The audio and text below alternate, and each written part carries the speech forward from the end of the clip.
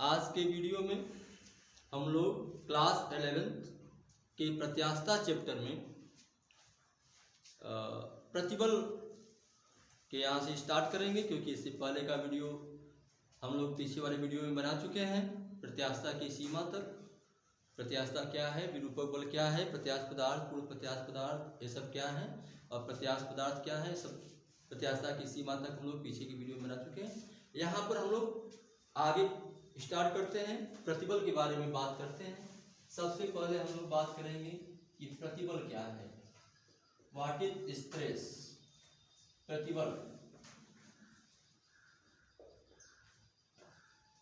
क्या है, स्ट्रेस क्या है, स्ट्रेस की बात करेंगे हम लोग, यह क्या होता है।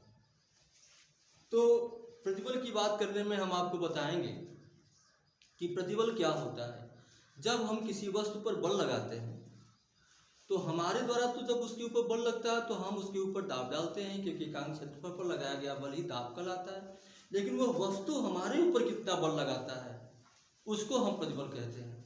दाब और प्रतिबल दोनों लगभग एक तरीके की चीज़ें हैं, लेकिन प्रतिबल वस्तु बाह्यकर्ता पर लगाता है और दाब बाह्यकर्ता वस्तु पर लगाता है। जैसे सपोज करिए कि यह मार्कर स्प्रिंग है और स्प्रिंग को हम अपने हाथ से दबा रहे हैं, तो स्प्रिंग को हमने अपने हाथ से कितना दबाया यह तो दाब हो गया, लेकिन स्प्रिंग ने हमारे हाथ को कितना दबाया यह प्रतिबल हो गया। तो प्रतिबल की परिभाषा में कहा जाता है आंतरिक प्रतिक्रिया बल, एकांक क्षेत्रफल पर लगने वाला आंतरिक प्रतिक्रिया बल। यहाँ आंतरिक शब्द का मतलब है कि वस्तु लगा रहा है, प्रतिक्रिया बल का मतलब है कि जो हम बल लगा रहे हैं उसके विपरीत दिशा में जो बल वस्तु लगा रहा है उसको कहते हैं। और एकांक क्षेत्रफल द्वारा, हम यहाँ कहते हैं एकांक क्षेत्रफल पर, हम लगाते हैं बल तो कहते हैं एकांक क्षेत्रफल पर, यह लगाता है तो कहा जाता है एकांक क्षेत्रफल द्वारा। यानी कि इस मार्कर ने हमारे हाथ पर कितना लगाया यहाँ पर दाब, उसको हम प्रतिक्रिया कहेंगे, और हमने इस मार्कर के ऊपर जितना लगाया बल एकांक क्षेत्रफल पर उसको हम दाब कहेंगे। यह दाब और प्रतिबल में अंतर है। तो प्रतिबल की परिभाषा में हम बताते हैं किसी वस्तु के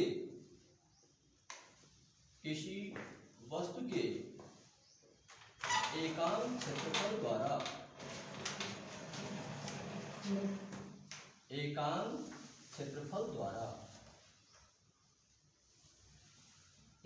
क्षेत्रफल द्वारा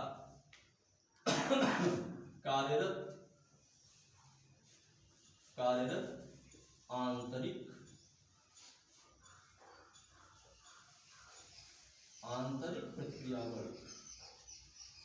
आंतरिक प्रतिक्रिया बल को प्रतिबल कहते हैं। आंतरिक, किसी वस्तु के एकांक क्षेत्रफल द्वारा कार्यरत आंतरिक प्रतिक्रिया बल को प्रतिबल कहते हैं। और इस प्रकार से प्रतिबल के प्रकार आता है, यह प्रतिबल कई प्रकार का होता है। हम प्रतिबल के प्रकार की बात करेंगे। प्रतिबल के प्रकार इस चैप्टर में मुख्य रूप से 3 टर्म इम्पॉर्टेंट है। पहला टर्म है प्रतिबल, दूसरा विकृति और तीसरा प्रत्यास्थता। 3 है और तीनों के 3-3 प्रकार हैं। तीनों के 3-3 प्रकार हैं। प्रतिबल के प्रकार में बात करेंगे कि प्रतिबल 3 प्रकार का होता है। इसमें पहले प्रकार की बात करेंगे अनुदैर्ध्य प्रतिबल। अनुदैर्ध्य प्रतिबल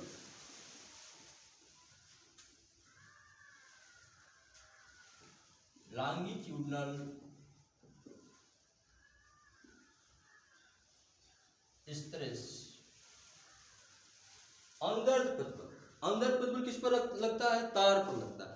तार मीन्स क्या होता है, ऐसे आकार की वस्तु जिसमें लंबाई तो बहुत ज्यादा हो लेकिन मोटाई उसकी अपेक्षाकृत क्या हो, नगण्य हो, नेग्लेजिबल हो। मोटाई नेग्लेजिबल हो, लंबाई बहुत ज्यादा हो, इस आकार को ही तार कहते हैं। तार का मतलब कोई एक निश्चित मटेरियल नहीं। तार आपके धागे को भी कह सकते हैं, सूत का जो धागा होता है, रेशम का भी तार होता है, और धातुओं के भी तार बनाए जा सकते हैं। तार का मतलब ये होता है कि लंबाई बहुत ज़्यादा हो और उसकी अपेक्षाकृत मोटाई बहुत कम हो। तो हम यहाँ पर अनुदैर्ध्य प्रतिबल की कंडीशन में बात करते हैं कि किसी तार के एकांक अनुप्रस्थ क्षेत्रफल के अनुदिश कार्यरत आंतरिक प्रतिक्रिया बल को अनुदैर्ध्य प्रतिबल कहते हैं। और हम यहाँ बात करेंगे किसी तार का मतलब रैखिक वस्तु, किसी तार के एकांक अनुप्रस्थ क्षेत्रफल इसको कहते हैं, इस काट को अनुप्रस्थ कहते हैं। या देखो ये अनुप्रस्थ है, किसी तार को ऐसे काट देंगे सामने वाला हिस्सा अनुप्रस्थ कहलाता है। अनुप्रस्थ किसी तार के एकांक अनुप्रस्थ क्षेत्रफल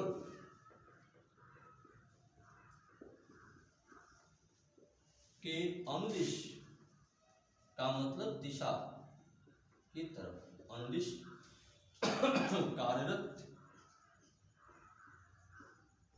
आंतरिक, बार बार यही चीज आएगा, कार्यरत आंतरिक प्रतिक्रिया बल। ये शब्द बार बार यूज किया जाएगा, कार्यरत आंतरिक प्रतिक्रिया बल, क्योंकि यह अंदर से लग रहा है, यह प्रतिक्रिया बल है, यानी कि बल हम लगा रहे हैं तब यह लग रहा है।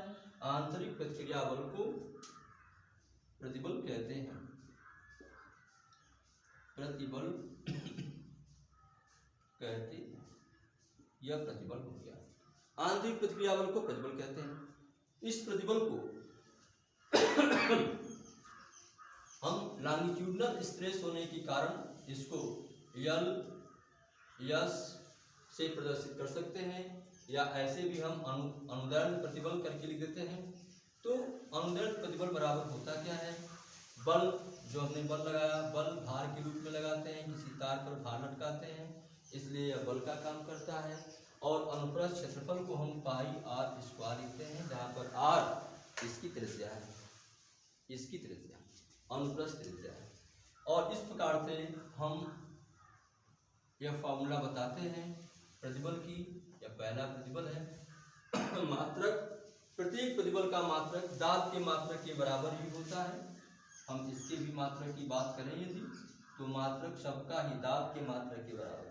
दाब का मात्रक कितना होता है, न्यूटन प्रति मीटर स्क्वायर दाब का मात्रक होता है। पूरे प्रतिबल का मात्रक भी न्यूटन प्रति मीटर स्क्वायर, पूरे प्रत्यास्थता गुणांक का भी मात्रक न्यूटन प्रति मीटर स्क्वायर, और सबका मात्रक न्यूटन प्रति मीटर स्क्वायर है। दाब, प्रतिबल, प्रत्यास्थता गुणांक, इन तीनों ही फैक्टरों का मात्रक न्यूटन प्रति मीटर स्क्वायर होता है। और बीमा भी एक ही तरीके की शक्ति होती है। हम यहाँ बीमा को भी हाईलाइट कर दे तो यह हो जाएगा यम यल -1 t -2, दाब की बीमा के बराबर, दाब की मात्रक के बराबर। हम यहाँ अनुदैर्ध्य प्रतिबल की बात कर लिए। इसके बाद हमारे पास दो और प्रतिबल हैं, उनकी बात करते हुए हम सेकंड नंबर पर बात करेंगे अभिलंब प्रतिबल। अभिलंब प्रतिबल क्या है? अभिलंब प्रतिबल का मतलब, जैसा कि इसका नाम है, यह कुछ लंबवत टाइप का लग रहा है। इसको अंग्रेजी में नॉर्मल स्ट्रेस कहते हैं, नॉर्मल स्ट्रेस। अभिलंब प्रतिबल, अभिलंब प्रतिबल में क्या होता है? यहाँ पर तो इस प्रतिबल में तो ऐसे एक तार था और यहाँ पर एक वस्तु ऐसी लटकी हुई थी। यह तार का यह अनुप्रस्थ क्षेत्रफल हो जाएगा, यह इसका आध हो जाएगा, और इस पर जो लटका हुआ भार है यह एमटी हो जाएगा, और यहाँ से निकाला गया है इसका प्रतिबल। लेकिन अभिलंब प्रतिबल में क्या होता है? अभिलंब प्रतिबल में एरिया होती है, ऐसे कोई पृष्ठ है, कोई ऐसे पृष्ठ है, और इस पृष्ठ के ऊपर ऐसे नॉर्मली फोर्स लग रहा है। तो यह वस्तु जो बाहर की तरफ फोर्स लगाएगी, यह वस्तु, उसको हम कहेंगे अभिलंब प्रतिबल। अभिलंब प्रतिबल कुछ दाब के बराबर होता है, दाब के अनुदिश, दाब की मात्रा के बराबर इसका मात्रा होता है, लेकिन दिशा विपरीत होती है। हम इसकी बात करने चले अभिलंब प्रतिबल की, तो परिभाषा में हम बताते हैं कि किसी वस्तु के एकांक क्षेत्रफल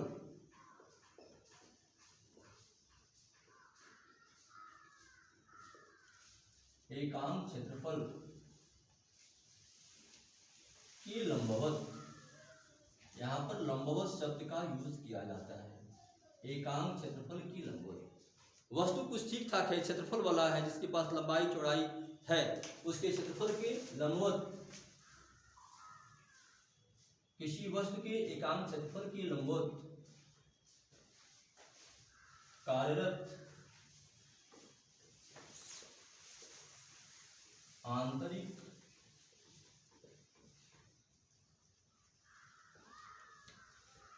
प्रतिक्रिया बल को, ये आंतरिक प्रतिक्रिया बल शब्द बता रहा है कि वो क्षेत्रफल द्वारा लग रहा है, बल की क्षेत्रफल पर लग रहा है। तो प्रतिक्रिया बल को अभिलंब प्रतिबल कहते हैं, अभिलंब प्रतिबल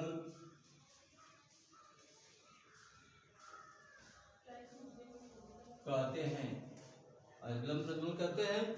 अभिलंब प्रतिबल को हम P से ही प्रदर्शित कर देते हैं, क्योंकि इसका मान दाब के मान के बराबर होता है, इसलिए P से प्रदर्शित कर देते हैं। और सूत्र भी कुछ दाब के तरीके का ही होता है, सूत्र भी दाब के तरीके का ही होता है। अंतर सिर्फ इतना ही है कि इसका डायरेक्शन दाब के डायरेक्शन का उल्टा है, बस इतना ही जानिए। तीसरे नंबर पर हम तीसरे प्रतिबल की बात करेंगे, वह है तीसरा प्रतिबल।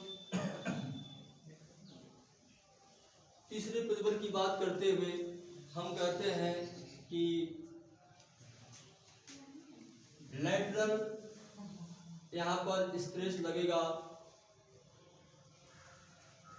पार्श्वीय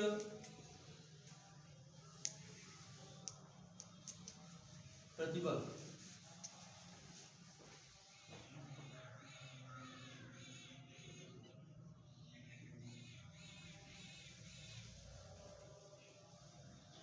पार्श्वीय प्रतिबल लगता है। यह प्रतिबल थोड़ा समांतर दिशा में यह लगाया जाता है। तो हम इसमें बात करते हैं यह इसके और उससे क्या अंतर होता है। दोनों में अंतर सिर्फ इतना होता है कि यह एक क्षेत्रफल के लंबवत लग रहा है और यह साइड में ऐसे समांतर लगता है। क्षेत्रफल के समांतर लगने वाला आंतरिक प्रतिक्रिया बल होता है पार्श्वीय प्रतिबल के रूप में। तो हम बात करते हैं यहाँ पर, वह किसी वस्तु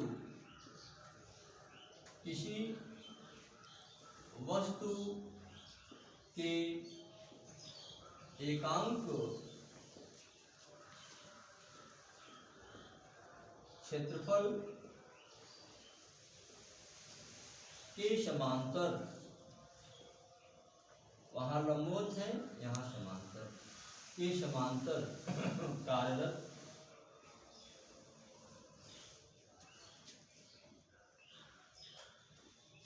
आंतरिक प्रतिक्रिया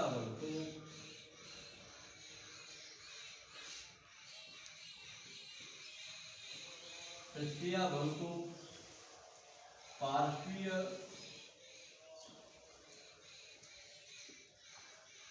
प्रतिबल, शियरिंग स्ट्रेस, पार्श्वीय प्रतिबल कहते हैं। इसको भी हम इसी के तरीके से लैटरल स्ट्रेस यानी कि पार्श्वीय प्रतिबल नाम से बताते हैं। और यह भी बल बटा क्षेत्रफल ही होता है, बस अंतर इसमें और इसमें यह होता है कि इसका बल क्षेत्रफल के लंबवत दिशा में लगता है, जबकि इसका बल क्षेत्रफल के समांतर दिशा में लगता है। मात्रक तीनों का ही एक ही होता है, मात्रक में कोई अंतर नहीं होगा, तीनों का मात्रक एक ही तरीके का होगा। न्यूटन प्रति मीटर स्क्वायर और बीमा तीनों की एक ही तरीके की होगी, L -1 T-2। तो आज के वीडियो में बस इतना ही। अगले वीडियो में हम लोग विकृति के बारे में बात करेंगे। विकृति भी इसी प्रकार से 3 प्रकार की विकृति होगी और उसके बाद इन तीनों के अलग अलग अनुपात को प्रत्यास्थता गुणांक के रूप में हम लोग पढ़ेंगे। इस प्रकार के वीडियो को देखते रहने के लिए इस चैनल को सब्सक्राइब करें। धन्यवाद।